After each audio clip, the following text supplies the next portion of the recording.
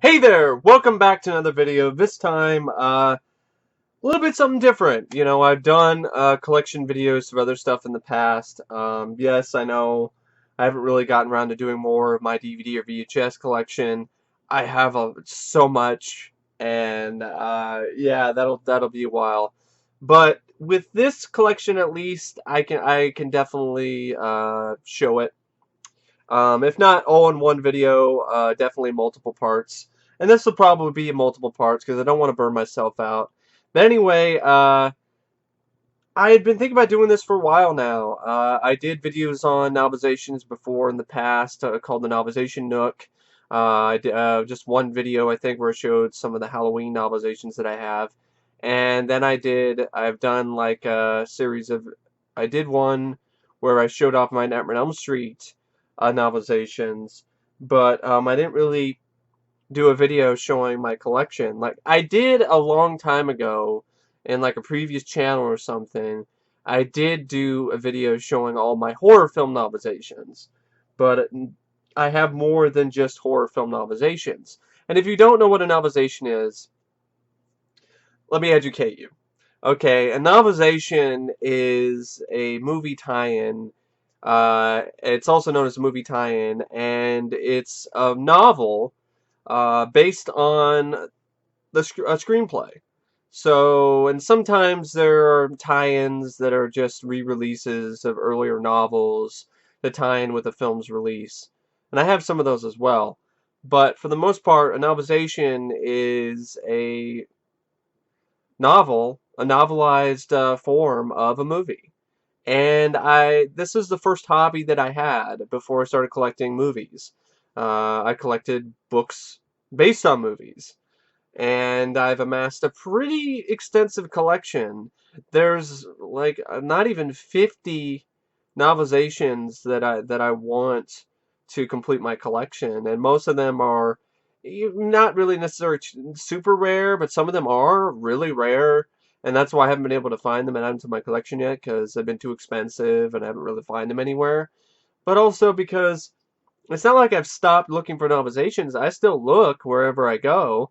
I'm just most of the time I just find the same ones that I already have. So, but then again, I'm not specifically going out and going to bookstores and doing and looking for novelizations. I'm going to thrift stores and stuff like that, so it's kind of a crapshoot for that. But anyway, yeah, I think novelizations can be really cool and good reads, especially if the novelization is based on a early screenplay.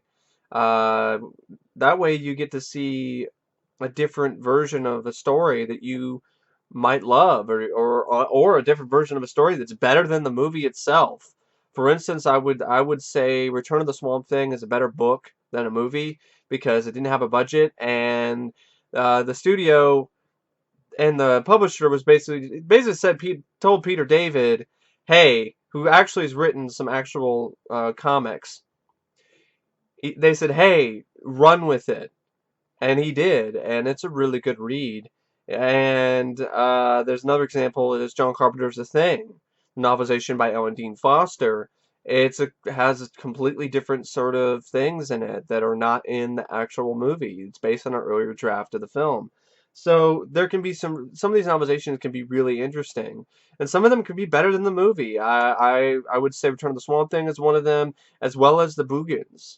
The Boogans, the novelization is scarier, it's more intense, and yeah, I was really looking forward to the movie because I liked the book so much.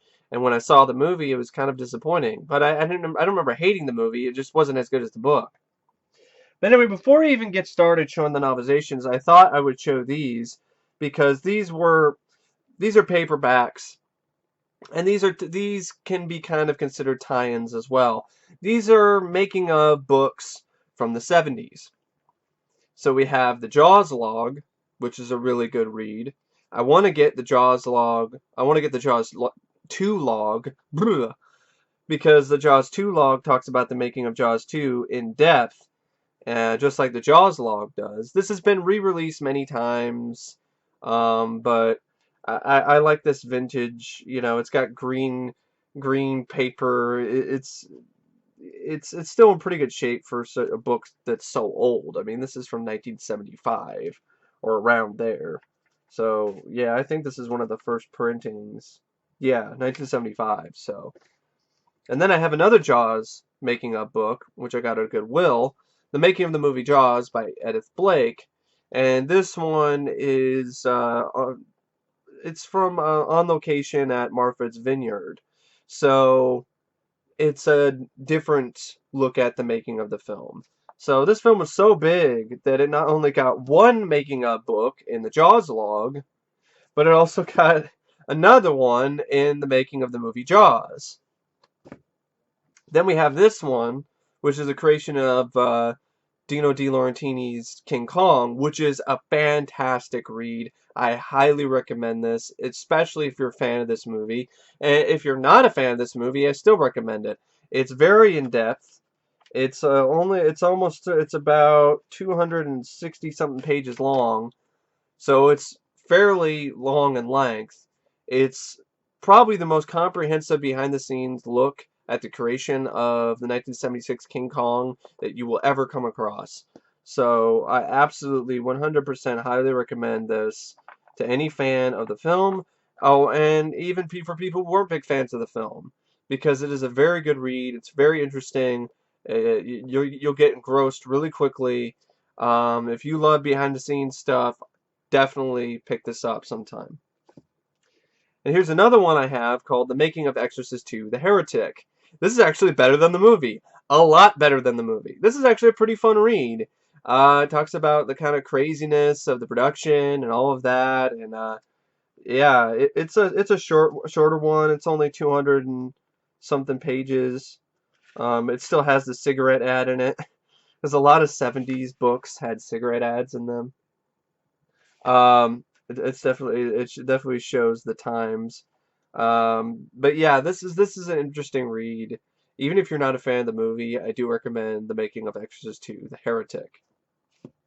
Then we have Inside the Deep, which is another good, interesting making of book.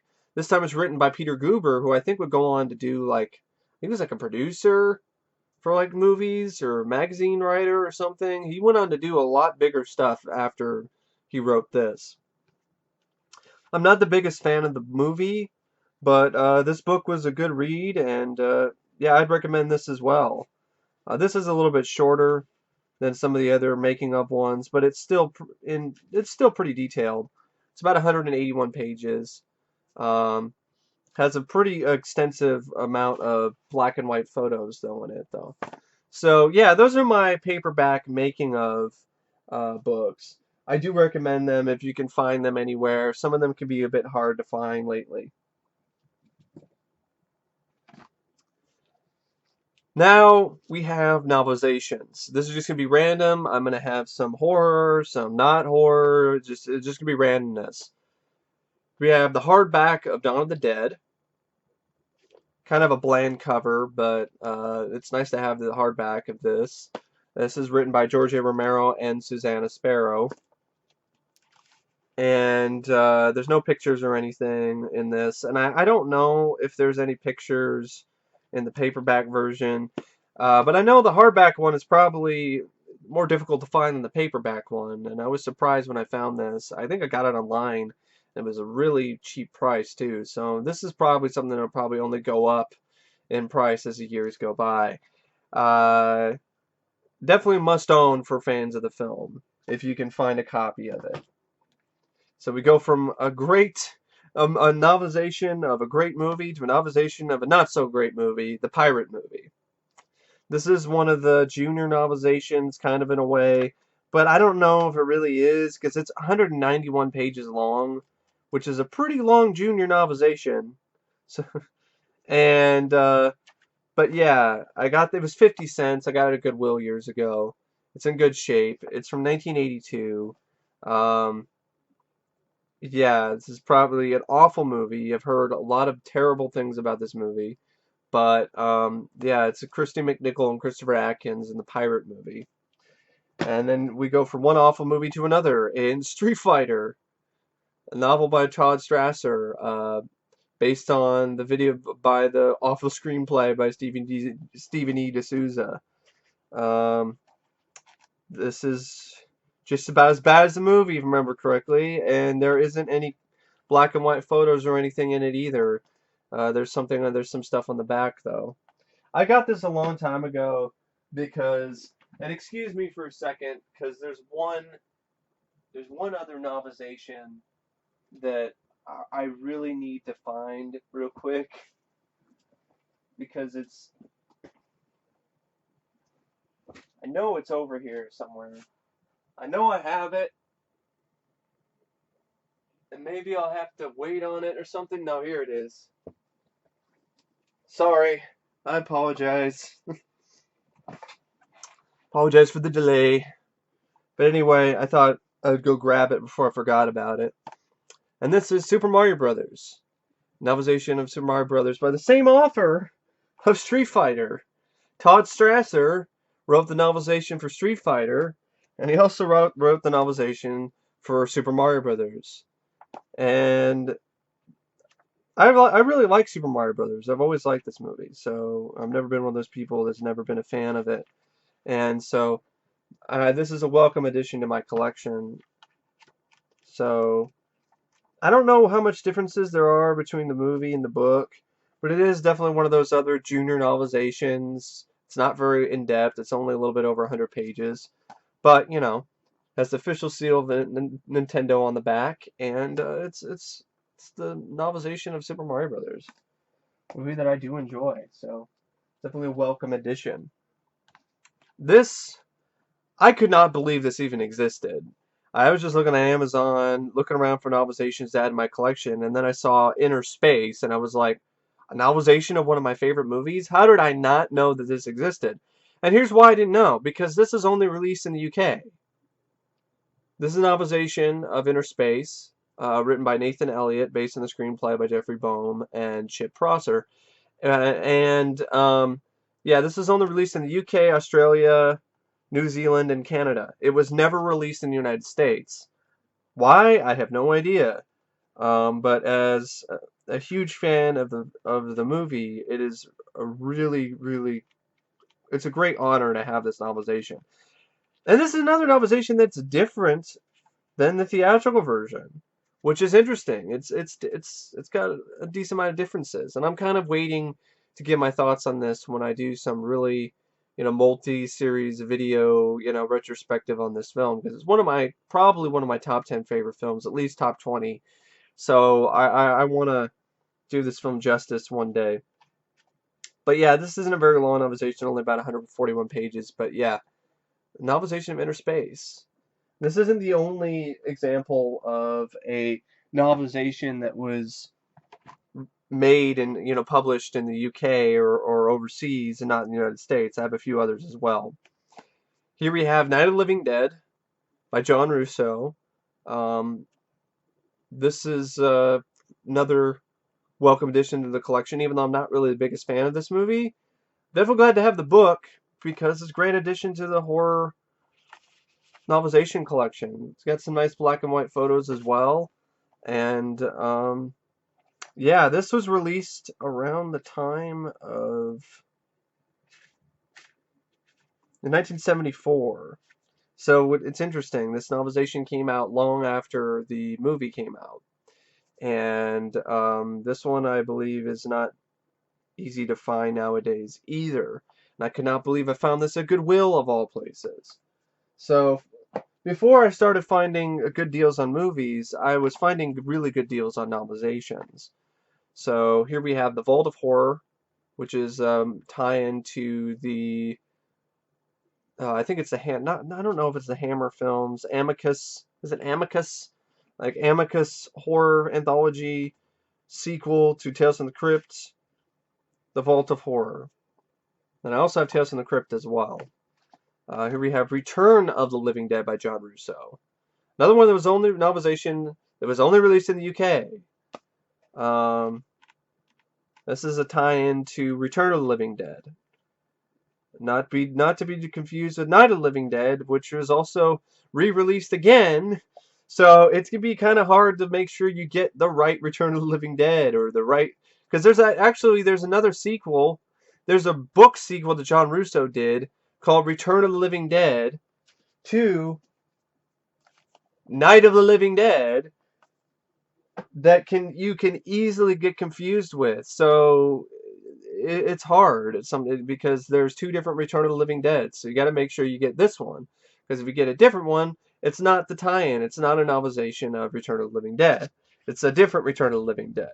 It's confusing. And here's the novelization, The Boogans I was talking about. The Boogans. Great book. Really good read. Highly recommend it to any horror fan.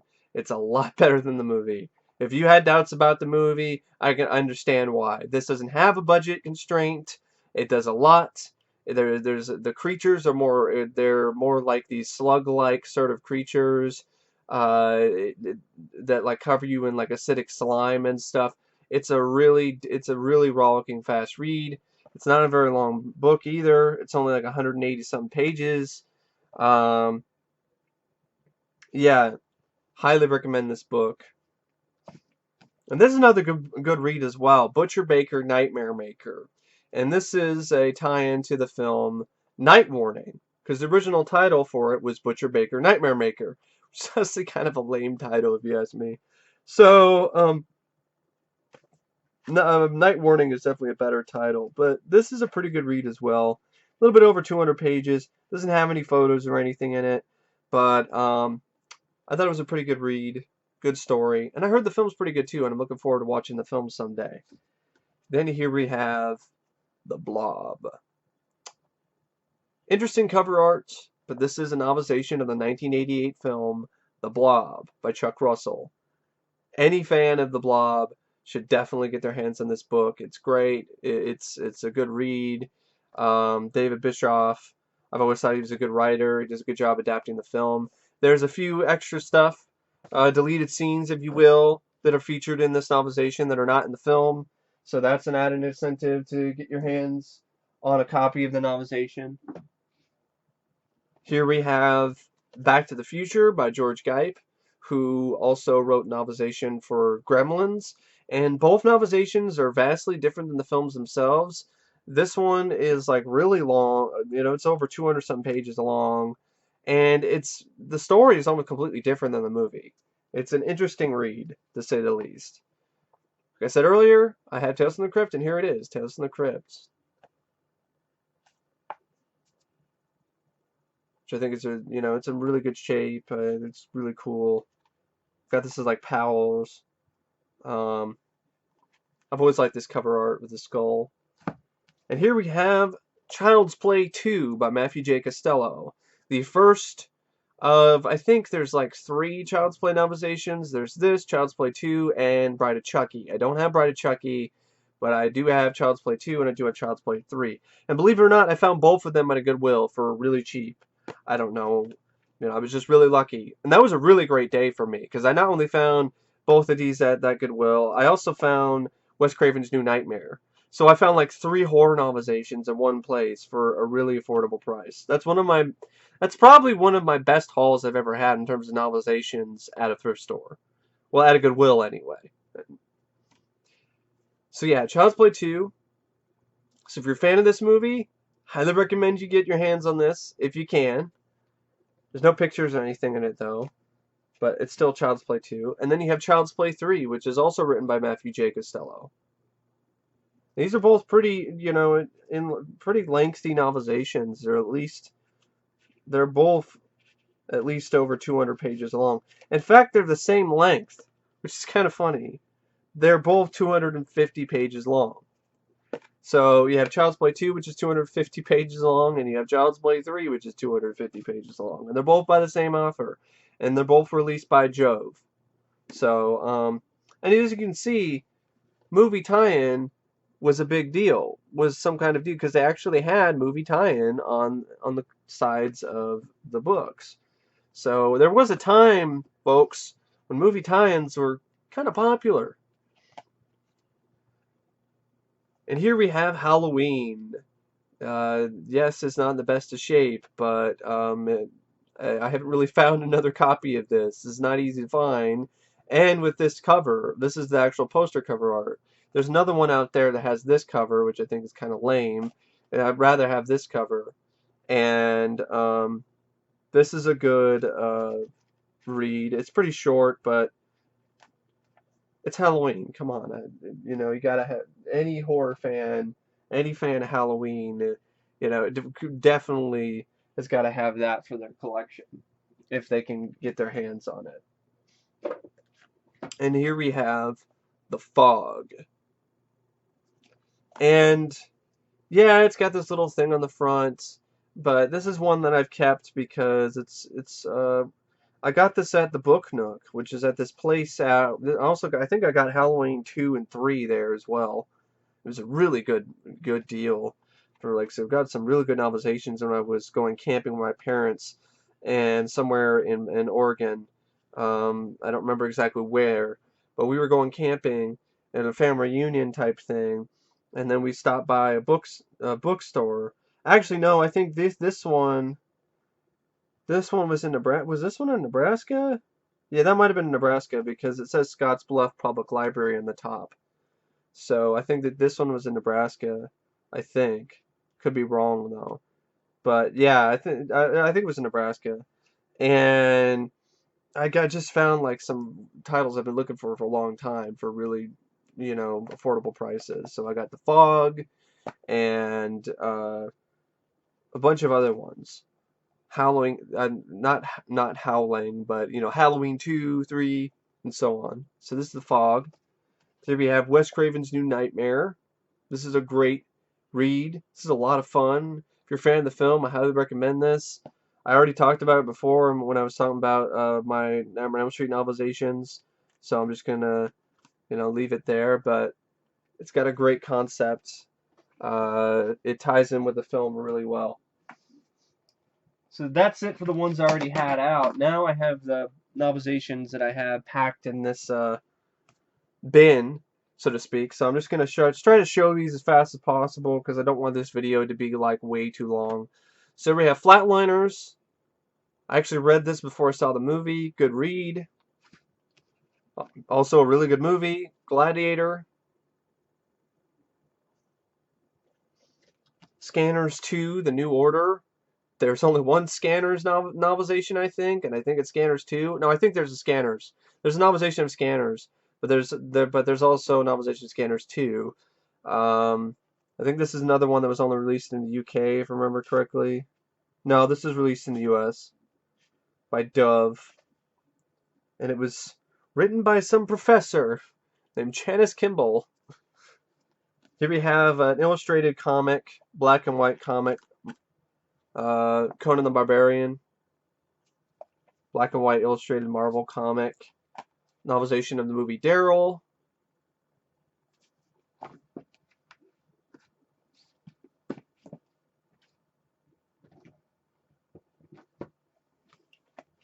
We have the Nightmares on Elm Street. This is Nightmare on Elm Street Part 4 and Part 5. Another good Will find. Novelization of a film called Final Exam. This is almost this is a pretty funny read. It's not a good book. It's not a good movie, but I'm still shocked that of all things, this movie got a novelization. The ending is an absolute laugh riot. The killer is thwarted by an owl. This is something that's not featured in the film itself, though, so it is kind of an interesting read in that regard. This is also full of spelling errors and grammar problems. Yeah, it's an oddity, to say the least. This isn't really novelization, but it's in here, so I thought I'd show it anyway. Blade Runner 2. Yes, there's a sequel. I haven't read it yet, though, so can't really say anything about it. It's not much, anyway.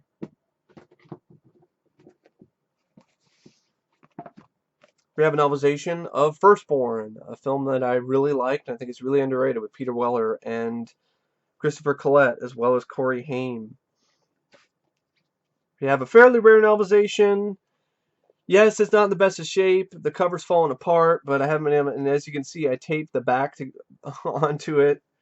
This is not a novelization this has seen better days, but this is not something that's easy to find. This is a novelization of Fright Night by John Skipp and Craig Spector. It's a good read, especially if you're a fan of the film. Blade. This is a giant, thick. Mel Odom. I went overboard here with over 300 pages. A novelization of Blade that's over 300 pages long. Virus.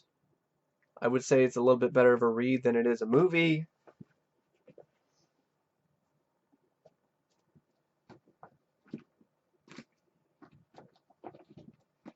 Here we have The Frighteners.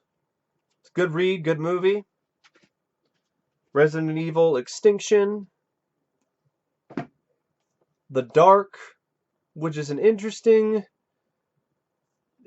read because it's different than the movie. This has the killer who decapitates people is just like some ancient mortal like vampire guy, and in the movie itself it's some like alien who like shoots lasers out of its eyes. So it's an interesting contrast to read this novelization and then to see the movie, because you're like, wait a second, I didn't read that, that's not what I read. It's completely different. We have Platoon, Cliffhanger, Kingdom of the Spiders, Darkness Falls, a black and white illustrated version of Willow, the Marvel comic adaptation. I also have the color adaptation of this. As you can see, I'm just a huge fan of Willow. I have both the comic adaptations of the movie.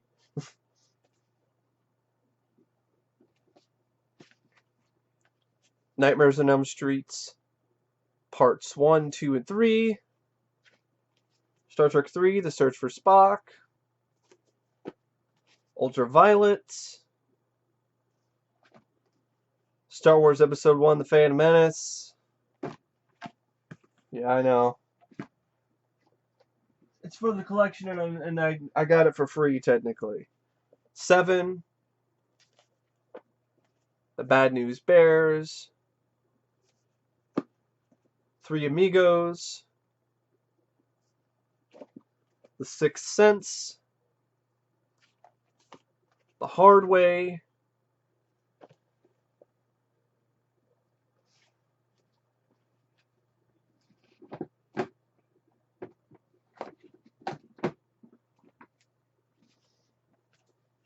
Conspiracy Theory. Rocky. Warlock. Hard Target. Ghostbusters, The Supernatural Spectacular. A little bit different in the movie. A little bit more serious. Has some deleted scenes and things like that. This book has gone way up in price lately, so if you can find yourself a copy of it, snag it. Especially for a pretty affordable price. Novelization for Ghostbusters 2.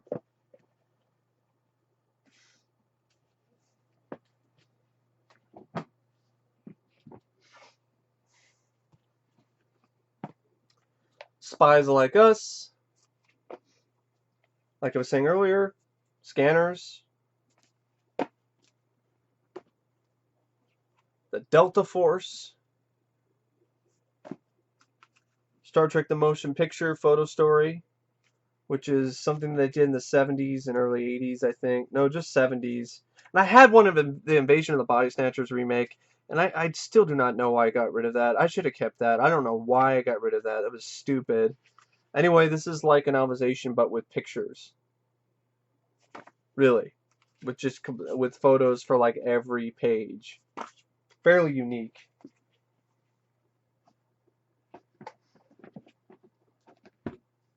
These aren't really novelizations, but they're definitely related to movies. Aliens, tie-in series to the these are like sequels to Aliens.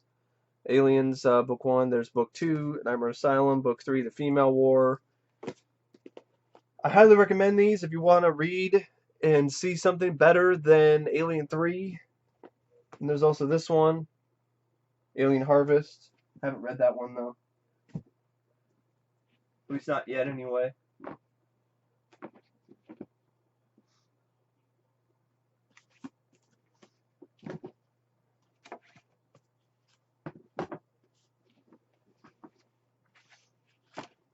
Here we have Alex G, League of Extraordinary Gentlemen, License to Kill, V, technically a TV tie-in because it's based on the TV show, Aliens, by Alan Dean Foster, Chronicles of Riddick, by Alan Dean Foster as well. Alan Dean Foster, you could make an argument that he's a novelization guy. Like, he's done a lot of novelizations.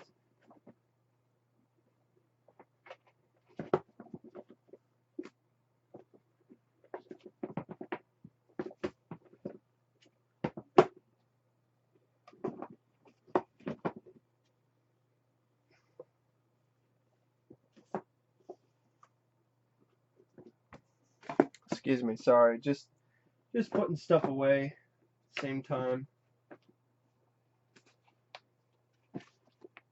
Terminator 3, Rise of the Machines, Maverick, King Kong, a novelization of the 1933 film, Visiting Hours, Alien Resurrection,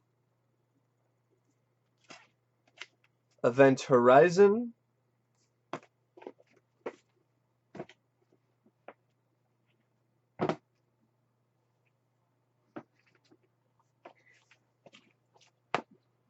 Logan's Run, Vertical Limit, 30 Days of Night, way too many pages, over 300 pages, Alien 3, Van Helsing, Young Sherlock Holmes,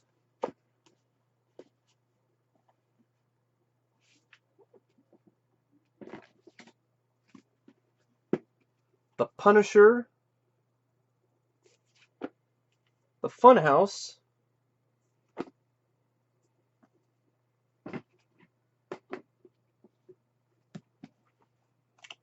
Rocky IV, The Terminator, Mary Shelley's Frankenstein,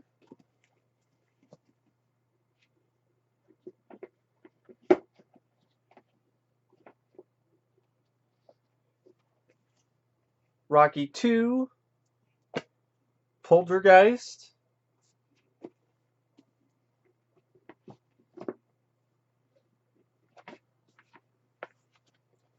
Return of Swamp Thing, the book I was mentioning that's a really good read by Peter David, Explorers,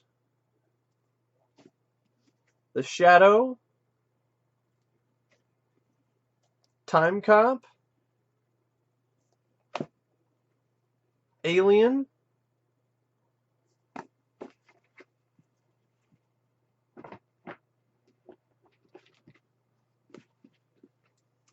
Serenity, Sky Captain and the World of Tomorrow, X-Men 2,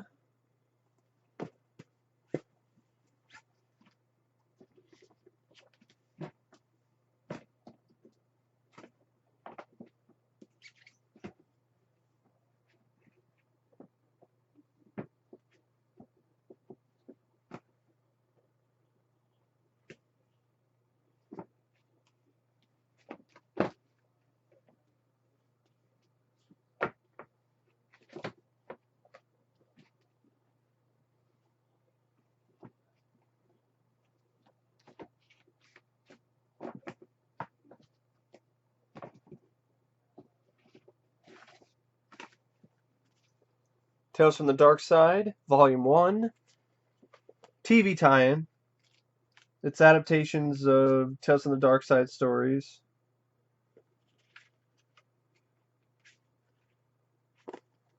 That were featured on the film, not in the film, but in the TV show. Actually, what these are is just collections of short stories that the show was based on. certain episodes of the show were based on. There's a few of them, though, that are based on the screenplays. Some of them are actual short stories, though. So it's a hodgepodge. It's a mix. Red Heat.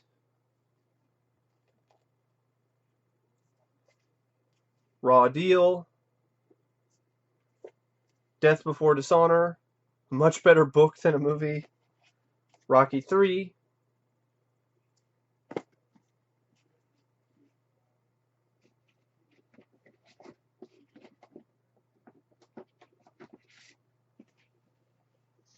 Vision Quest. Universal Soldier. Shocker. Top Gun.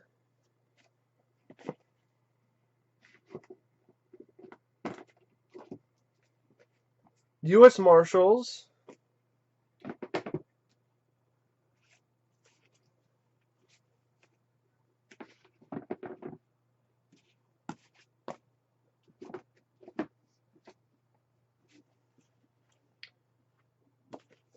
Terminator 2, Judgment Day.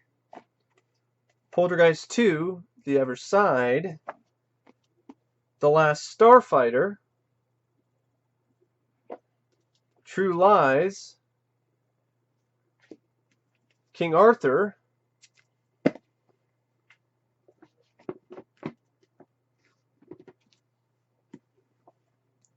Lost in Space.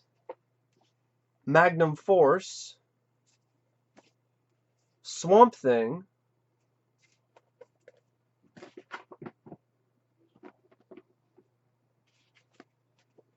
Hudson Hawk.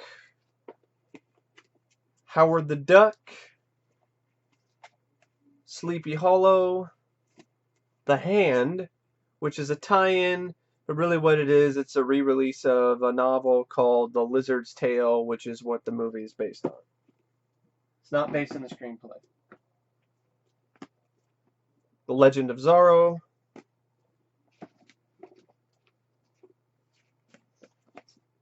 Daylight. This book sucks ass. Book's terrible. It's not even a real novelization.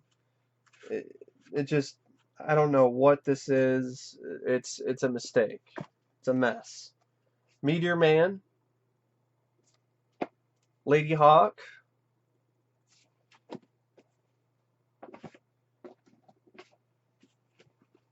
King Solomon's Mines. Not really a movie tie-in. It's not based on the canon film, but it has pictures from the canon film. And really what it is, it's just a re-release of the original novel. Dirty Harry. Navy SEALs.